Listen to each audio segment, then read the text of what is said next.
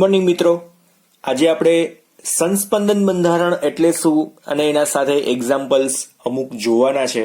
અમુક હું તમને લોકોને હોમવર્કમાં આપીશ, એટલે પીડીએફમાં સાથે મોકલી દઈશ, વિથ આન્સર જ મોકલી દઈશ, એટલે તમારી થોડી ઘણી આમ પ્રેક્ટિસ થાય એના માટે.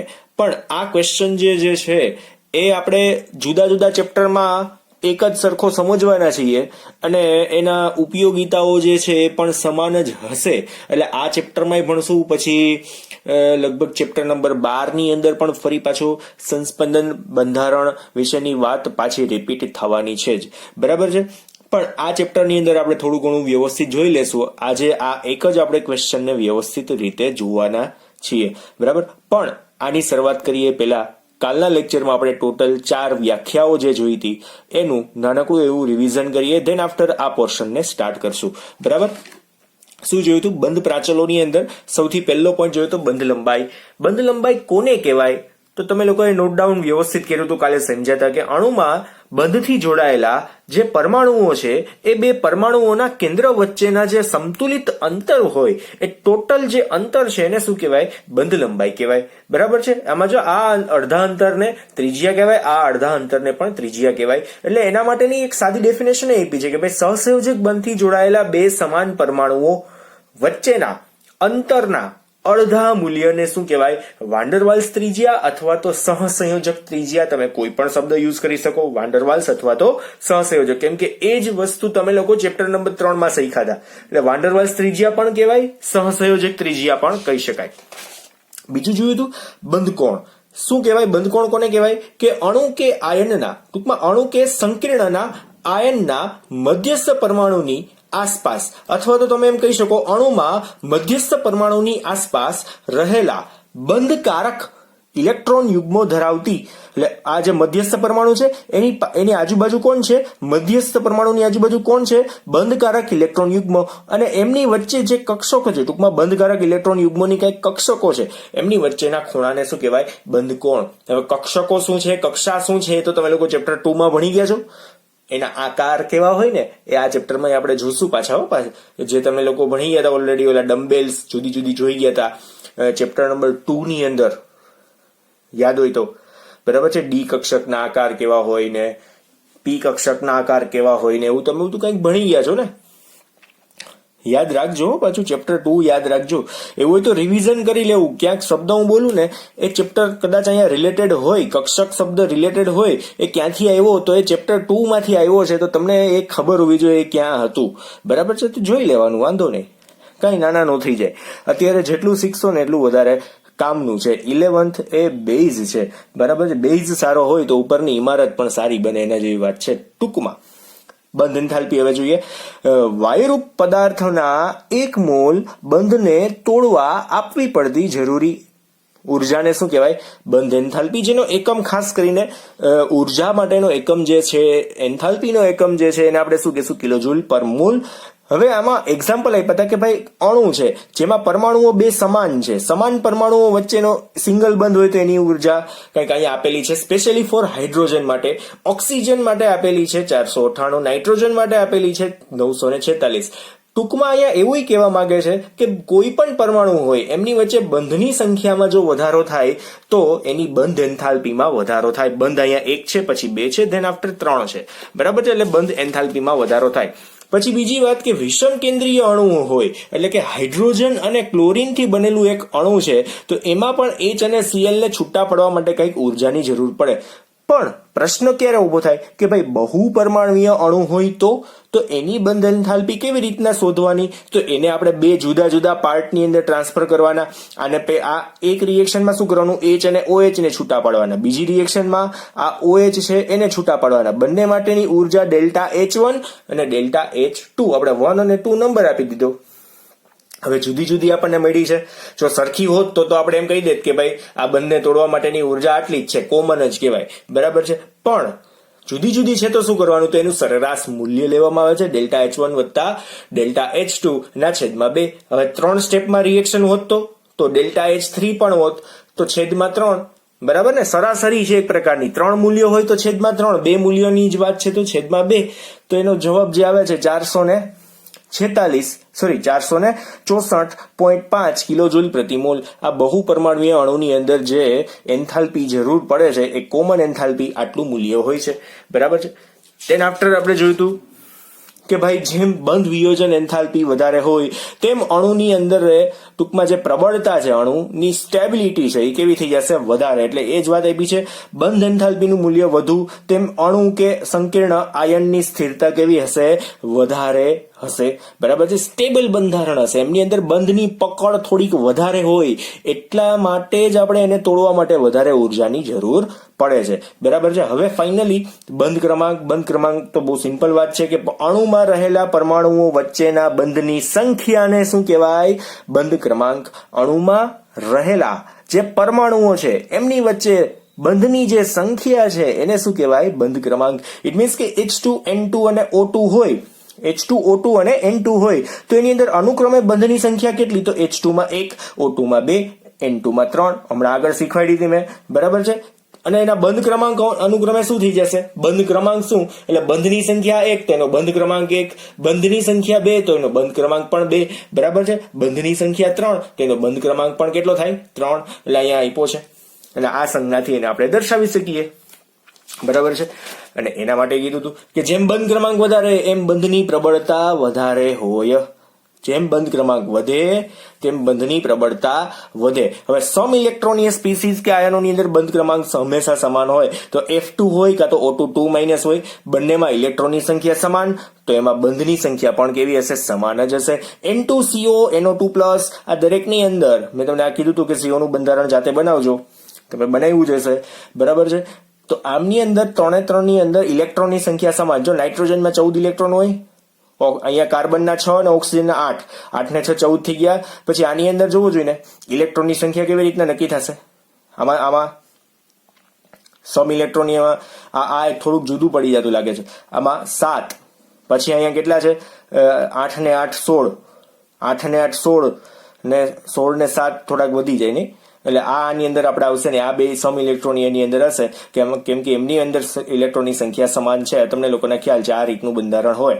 બરાબર છે. આપણે CO ઓલરેડી શીખી જ ગયા છે એટલે આને આપણે આની અંદર સાથે લેતા નથી. પણ આ 3 ની અંદર બંધ ક્રમાંક કેટલો છે સમાન છે એવું કહી શકશું. આ સારું થયું ધ્યાન આપણું ગયું. બરાબર. NO2+ છે. ચાલો હવે બંધ ક્રમાંક વધે તેમ બંધ લંબાઈ ઘટે. આ મેં તમને કાલે સમજાવ્યું હતું બહુ વ્યવસ્થિત સમજાવ્યું હતું. અને બંધ એન્થાલ્પી તથા સ્થાયીતામાં વધારો થાય. બંધ એન્થાલ્પી તથા સ્થાયીતામાં વધારો થાય તો તમને લોકોને શીખવાડ્યું હતું ને કે ભાઈ જેમ જેમ લંબાઈ ઘટતી જાય એમ શું થાય બંધની પ્રબળતા વધતી જાય એટલે બંધને તોડવા માટે જરૂરી ઉર્જા કેવી થાય વધતી જાય. અને જેમ ઉર્જા વધે એમ સ્ટેબિલિટી વધારે છે એવું આપણે કહી શકીએ. સ્થાયીતા વધારે છે એવું આપણે કહી શકીએ. બરાબર. ચાલો હવે આજનો જે પોર્શન છે એની શરૂઆત કરીએ. ઘણો બધો સમય જતો રહ્યો છે રિવિઝનની અંદર પણ એ જરૂરી હતો ખાસ સમજવા જેવો હતો. સંસ્પંદન બંધારણ એટલે શું ઉદાહરણ આપી સમજાવો. જો એ બધી જ ડેફિનેશનોને ખાસ તમારે ક્યાં નોટ ડાઉન કરશો કે અલગથી પેજ બનાવતા જજો. પછી કેતા નહીં બાકી રહી ગયું ભૂલાઈ ગયું આળસ આવી ગઈ હતી કોણ જોવે છે ભગવાન જોવે છે. યાદ રાખજો મહેનત તમે કરી હશે ને તો જ તમને જો પરીક્ષામાં જાતા પહેલા દર્શન કરતા જે ભગવાન બચાવજો ભગવાનને યાદ હોય પછી કે અહીંયા ભાઈ મહેનત કરી નથી પછી હવે પછી એને આશીર્વાદ એવા જ આપે લે તું લેતો જા એમ કે પછી. બરાબર. એટલે સંસ્પંદન બંધારણની ડેફિનેશન એ પાછી તમે એમાં ઉમેરજો. બરાબર છે. વ્યાખ્યા શું વ્યાખ્યા થશે ધ્યાન આપજો. આની અંદર કેટલાક સંયોજનો એક કરતા વધુ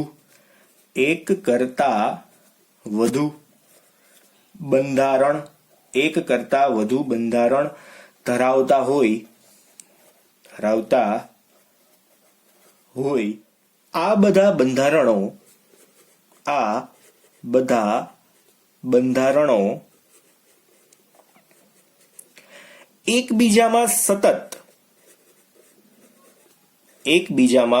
સતત ફેરફાર કાં તો રૂપાંતરિત સતત અને ત્વરિત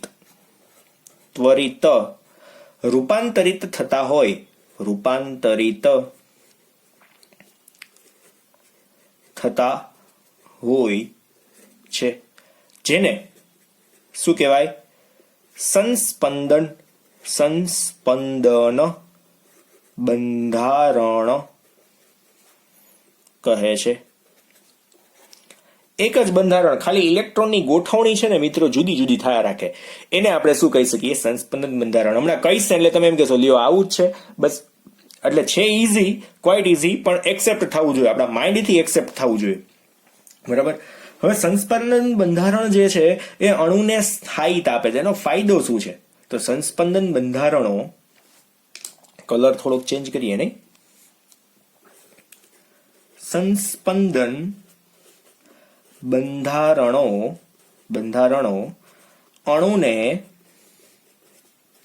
અણુને શું આપે છે? સ્થાયિતા આપે છે. એના લીધે અણુને સ્થાયિતા મળે. પછી એમાંય ખાસ પોઈન્ટ, સંસ્પંદન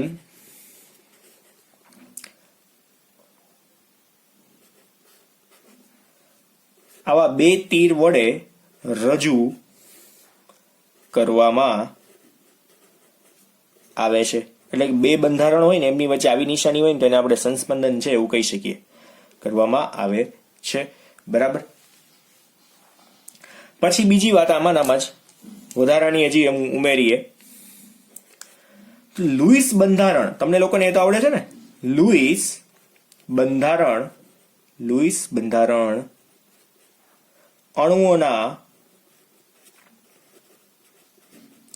પ્રાયોગિક રીતે મળેલા કાં તો રીતે મેળવેલા ગુણધર્મો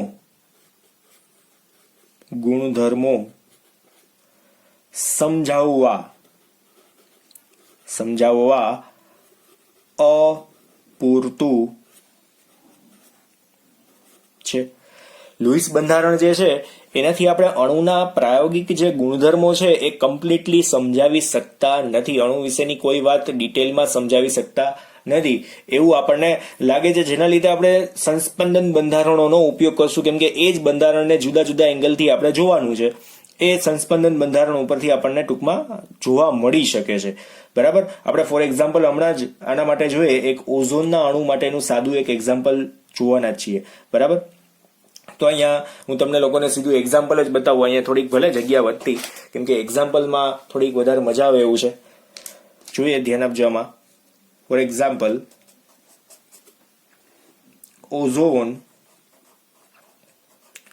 ઓઝોન જેને આપણે O3 ની સંજ્ઞાથી દર્શાવીએ છીએ, અણુ નીચેના બે બંધારણોથી દર્શાવી શકાય.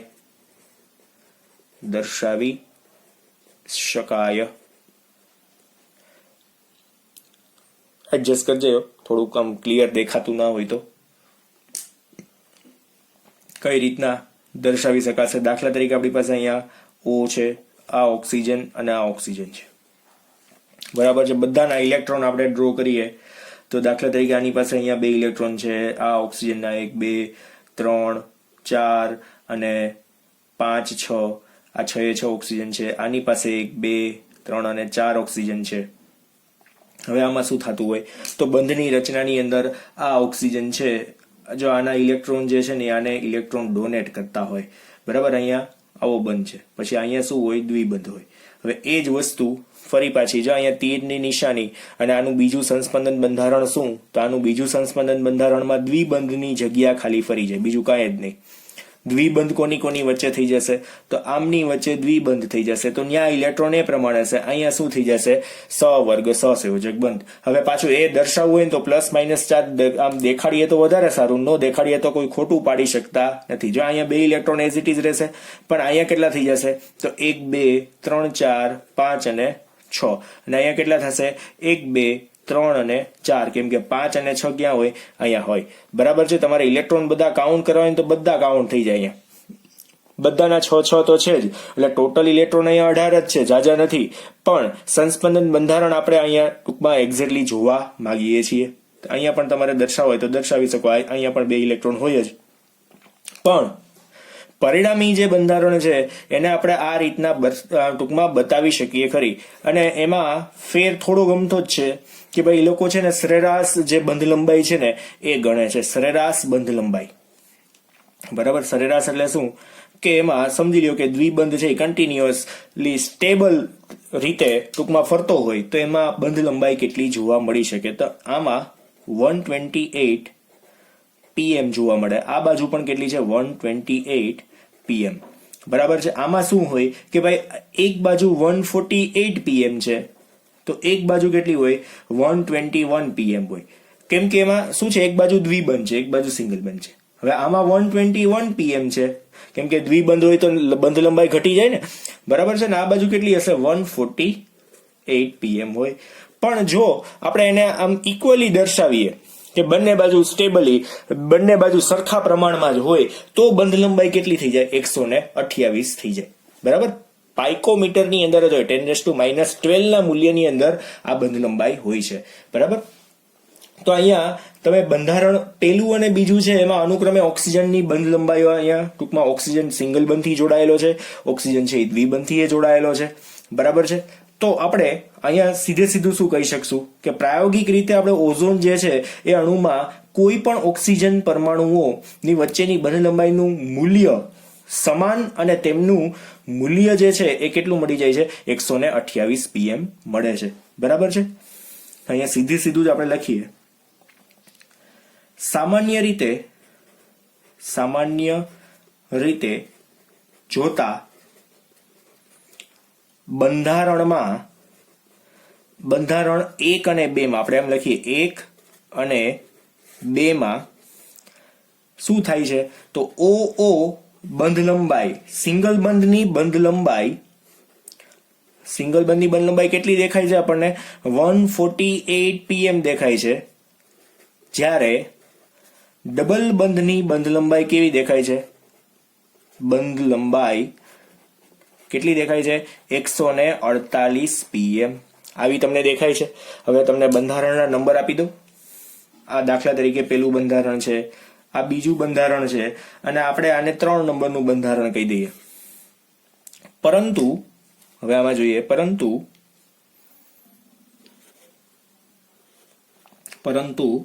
પ્રાયોગિક રીતે ઓઝોનના અણુમાં કોઈ પણ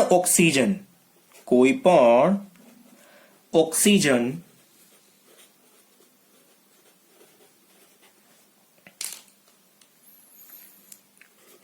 પરમાણુ ઓ વચ્ચે ની બંધ લંબાઈ નું મૂલ્ય કેવું હોય? સમાન હોય છે. જે કેટલું છે? 128 pm છે. જે હમણાં જ આપણે અહીંયા સાબિત કર્યું. બરાબર છે. સામાન્યતઃ પ્રાયોગિક રીતે આપણે જો જોઈએ તો 128 pm છે. એનું કારણ શું કે ભાઈ એ લોકો એવું બતાવવા માંગે છે કે બંને બાજુ સંતુલિત રીતે ઇલેક્ટ્રોન ફર્યા કરે છે, બંને બાજુ સંતુલિત રીતે છે ત્યારે માપીએ ને તો એક્ઝેક્ટ આપણને મૂલ્ય મળે. બાકી શું થાય? હાડું એક બાજુ 121 છે, એક બાજુ 148 છે, થોડીક વાર પછી આવો તો વળી પાછું બીજી બાજુ બદલી ગયું હોય. થોડીક વાર પહેલા આવ્યા હતા ત્યારે આવું હતું, 5 મિનિટ પછી આવું થઈ જાય. તો આપણે શું સમજવાનું? તો ભાઈ એને આપણે સરેરાશ જોઈ લેવાનું કે ફાઇનલી જો જોઈએ તો આવું કંઈક આપણને જોવા મળે. એટલે સરેરાશ જ જોયું છે ખરેખરમાં જોઈએ તો, પણ અહીંયા આવું કંઈક મૂલ્ય છે. કેટલું? 128 અરાઉન્ડ થઈ જાય. બરાબર છે. સરેરાશ કાઢવાની નથી. 121 + 148 ડિવાઇડેડ બાય 2 એવું કંઈ કરવાની જરૂર નથી. બરાબર છે.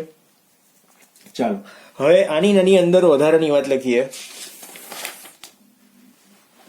ખાસ સમજજો, ધ્યાન જ આપજો અહીંયા. આમ O3 અણુમાં કોઈ પણ ઓક્સિજન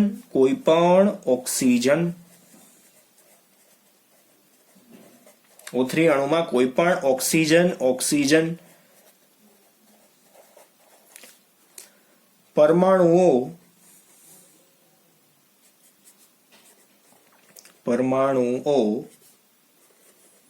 વચ્ચેની બંધ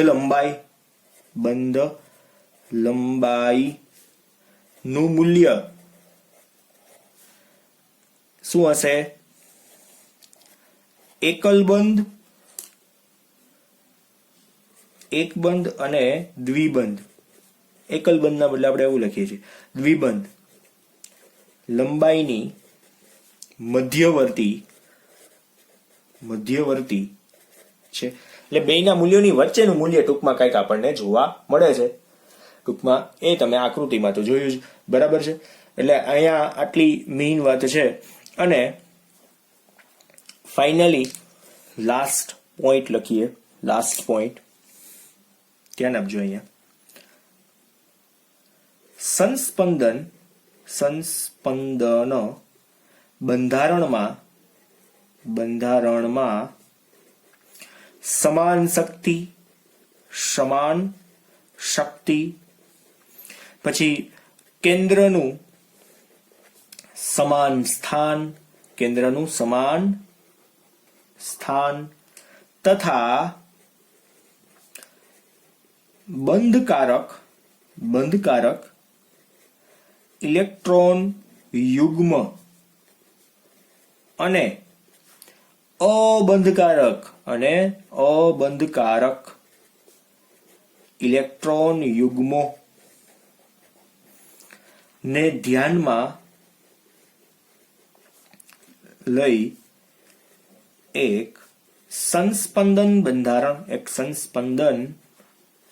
બંધારણ રજૂ કરાય છે, જેને શું કહેવાય? સંકૃત સંસ્પંદન બંધારણ કહે છે.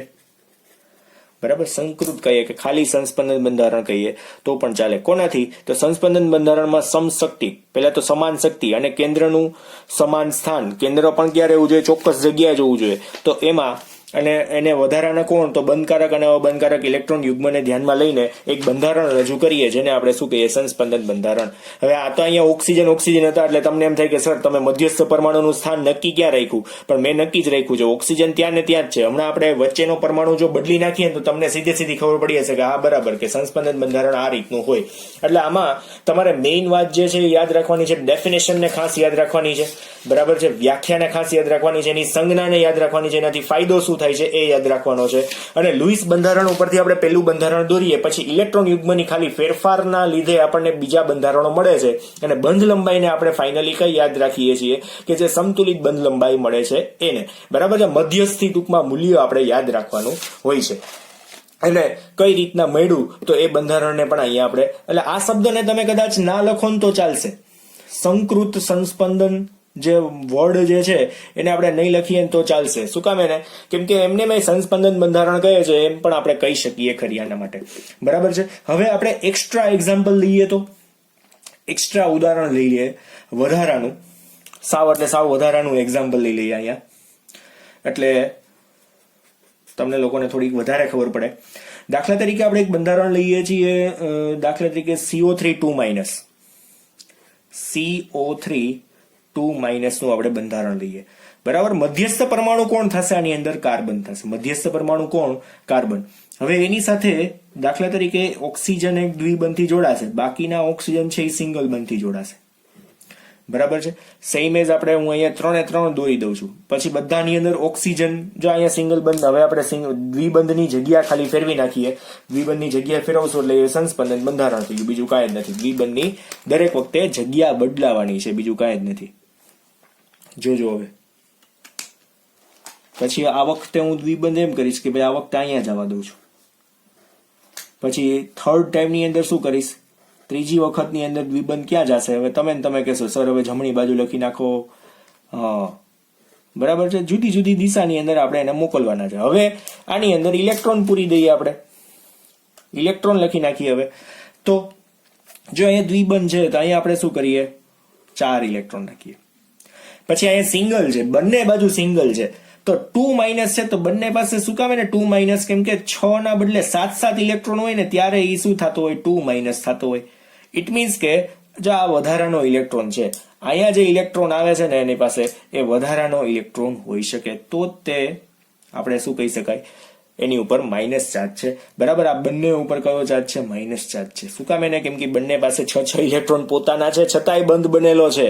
હવે એ જ વસ્તુ આની અંદર તમારે બતાવવાની છે, તો અહીંયા શું થશે ઇલેક્ટ્રોન? હવે તો આવું તો લખતા આવડે ને, બહુ સિમ્પલ છે. 1 2 3 4 5 6 1 2 3 4 5 6. હવે જ્યાં જ્યાં 6 ઇલેક્ટ્રોન છે ત્યાં આપણે કયો ચાર્જ બતાવી દેવાનો? માઇનસ ચાર્જ બતાવવાનો. બરાબર, પછી અહીંયા 1 2 3 4 5 6 1 2 3 4 5 6, કેમ કે સિંગલ બંધ છે. અહીંયા શું છે? દ્વિબંધ છે, તો અહીંયા 4 જ ઇલેક્ટ્રોન આવશે. બરાબર, આ બેની ઉપર કયો ચાર્જ આવશે? માઇનસ ચાર્જ આવશે. અને સૌથી મેઇન વાત શું કે એમની વચ્ચે નિશાની કઈ આવશે? તો કે ભાઈ આ રીતની નિશાની આવશે, જે શું દર્શાવે છે? એમાં સંસ્પંદન બંધારણો આપણને જોવા મળે છે, એ આપણે અહીંયા જોયું. બરાબર છે, આ વધારાનું એક્ઝામ્પલ છે, જેને આપણે એક્સ્ટ્રા એક્ઝામ્પલ પણ કહી શકશું, એક્સ્ટ્રા ઉદાહરણ. બરાબર છે, આ જે છે અને હજુ વધારાનું એક્ઝામ્પલ 2 કરીને લખીએ. ઓલાને આપણે એક્ઝામ્પલ 1 કહી દેશું, આને એક્ઝામ્પલ 2 કહી દઈએ, આને એક્ઝામ્પલ આપણે 1 કહીએ. બરાબર, એક્ઝામ્પલ 2 છે તમારી પાસે દાખલા તરીકે NO2 નું. શેનું છે? NO2. તો NO2 ના બંધારણ કેવા બનશે? પેલા તો NO2 માં મધ્યસ્થ પરમાણુ કોણ? તો કે ભાઈ નાઇટ્રોજન, જેની સંયોજકતા ઓછી એ નાઇટ્રોજન. બરાબર છે, તો દાખલા તરીકે એક વખત આપણે અહીંયા દ્વિબંધ કરીએ, પછી બીજું બંધારણ દર્શાવું છું, જેમાં દ્વિબંધ અને ઓક્સિજન આ બાજુ, અને આમના સ્થાન બદલી જશે ખાલી. જો અહીંયા ઓક્સિજન જ છે. પછી હજુ ત્રીજું બનશે, આમાં ત્રીજું બનાવીએ, જેમાં O અને દ્વિબંધથી O, અને હજુ ચોથું બનશે આ રીતનું. શું કામ એને આવું કર્યું? જોજો ઇલેક્ટ્રોનની સંખ્યા કેવી રીતના ગોઠવાય છે ખાસ જોજો. સૌથી પહેલા હું શું કરીશ કે ભાઈ અહીંયા ઓક્સિજનની પાસે 7 ઇલેક્ટ્રોન છે, તો જ અહીંયા આવો એરો આવે. એક ઇલેક્ટ્રોન કોને આપ્યો હોય? નાઇટ્રોજન પાસે હોય ને, એક ઇલેક્ટ્રોન કોને આપ્યો હોય? આને આપ્યો હોય, એટલા માટે આવું હોય. અને અહીંયા કેટલા ઇલેક્ટ્રોન હશે? તો 4 જ ઇલેક્ટ્રોન હશે. બરાબર, આ રીત. પછી બીજામાં શું થાય કે એમના ખાલી સ્થાન બદલી ગયા. સ્થાન બદલા એટલે આપણે ઇલેક્ટ્રોન તો આમનામ જ દર્શાવવાનો છે, ઉપર એક જ ઇલેક્ટ્રોન આવશે. જો આ એક ઇલેક્ટ્રોન વાળી વાત છે, આપણે ક્યાં ભણ્યા હતા? લુઈસના નિયમની મર્યાદા જ્યારે જોઈ હતી ને એની અંદર આ વાત આવી હતી, આવું બંધારણ આવ્યું હતું, એકી ઇલેક્ટ્રોન.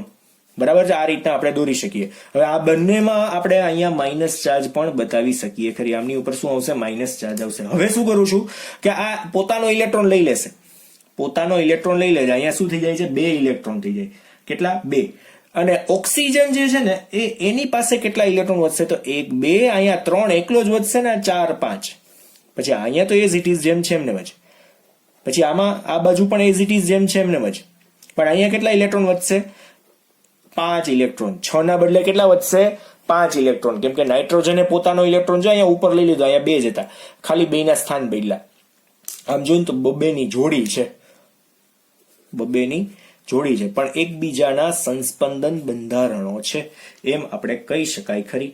બરાબર છે, સંસ્પંદન બંધારણો છે એમ આપણે કહી શકાય. તો NO2 ને આપણે આ રીતના દર્શાવી શકીએ કે એમાં પણ ડોટેડ લાઈન બંને બાજુ દર્શાવો તો કોઈ ખોટું પાડી શકશે નહીં. બરાબર છે. હવે તમારે હોમવર્કમાં આના જેવા જ બંધારણો બતાવવાના છે. એની અંદર SO2 નું બંધારણ તમારે કરવાનું છે, NO2 નું બંધારણ કરવાનું છે, NO3 માઇનસ નું બંધારણ એક વખત તમારે કરીને બતાવવાનું છે. બરાબર, એટલે તમારે લગભગ છે ને તમારી ટેક્સ્ટ બુકમાં જે આપેલા છે ને એ બધા જ તમારે થઈ જવાના છે, બધા જ બંધારણો પોસિબલ થઈ જશે. અને હું તમને લોકોને છે ને એની હિન્ટ PDF ની અંદર સાથે મોકલી દઈશ, એટલે તમારું સોલ્યુશન આખું કમ્પ્લીટ. બરાબર છે, તો આ બંધારણ બનાવવાની આખી મેથડ થઈ ગઈ. ડન. તો અહીંયા સંસ્પંદન વિશેની દરેક માહિતીઓ આપણે પૂરી કરી નાખી છે. સંસ્પંદનથી શું ફાયદો થાય છે, એની ડેફિનેશન શું છે, એના બંધારણ કેવા હોય છે, આ દરેક વસ્તુની આપણે ડિટેલમાં વાત કરી નાખી છે. હવે સંસ્પંદન વિશેની જે વાત કરશું હવે નેક્સ્ટ, એ ધોરણ 11 ના 12 નંબરના ચેપ્ટરની અંદર કરશું. એમાં કેવી રીતના થાય છે એના વિશે આપણે ત્યારે વાત કરશું. બરાબર છે, બંધ કેવી રીતના બને છે. અત્યારે આપણે શું કર્યું કે લુઈસ બંધારણની ગોઠવણીની અંદર ખાલી ફેરફાર કર્યો. આમાં આમ હતું તો ઓલામાં ફરી ગયું. અહીંયા 6 ઇલેક્ટ્રોન આ બાજુ હતા તો આમાં 6 ઇલેક્ટ્રોન આ બાજુ કરી નાખ્યું, બીજું કાંઈ જ નથી. પછી શું કર્યું તો 1 ઇલેક્ટ્રોન આને આપી દીધો તો અહીં કેટલા વધે 5 ઇલેક્ટ્રોન. આપણે આ એરા વાળું બંધારણ કાઢી નાખ્યું, કેમ કે એને ડોનેટ કર્યો નો કહેવાય ને. નાઇટ્રોજનના જોવું જોઈએ ને 5 એમની પાસે જ છે. આ એરો એટલે કાઢી નાખ્યો. નાઇટ્રોજનના જોવું જોઈએ ને 1 2 3 4 અને 5 છે એની પાસે, ધેટ્સ વાય આપણે એરો કાઢી નાખ્યો છે, બરાબર. પણ ઓક્સિજન પાસે 1 ઇલેક્ટ્રોન વધે છે. ઓક્સિજન પાસે આવો 1 ઇલેક્ટ્રોન એકલો ઇલેક્ટ્રોન વધે છે. જો 5 વધ્યા, આવું તો ક્યારેય જોવા જ નથી મળ્યું મિરેકલ ટાઈપનું, બરાબર છે. આ તમારા એક્ઝામ્પલ હોમવર્કમાં તમારે કરવાના છે અને હું તમને આની પીડીએફ સાથે મોકલી દઈશ. આ બંધારણ દોરેલી પીડીએફ, પણ જોયા વગર હું તો કહું છું પહેલા તમે છે ને જાતે એને દોરવાની ટ્રાય કરજો, પણ પછી સાવ ખબર ન પડે કાં તો ટેલી કરવાનું આવે ને ત્યારે તમારે એમાં ચોરી કરવાની છે, પીડીએફમાં જોવાનું છે કે આ રીતના બંધારણ હા બને છે, બરાબર. તો આજે આપણે મિત્રો અહીંયા સુધી રાખીએ. ઘણા બધા આપણે એક્ઝામ્પલ ઓલરેડી જોઈ લીધા છે અને આખી થિયરીને ડિટેલમાં પણ ભણી લીધી છે. ડન. તો અહીંયા સુધી રાખીએ. Thank you.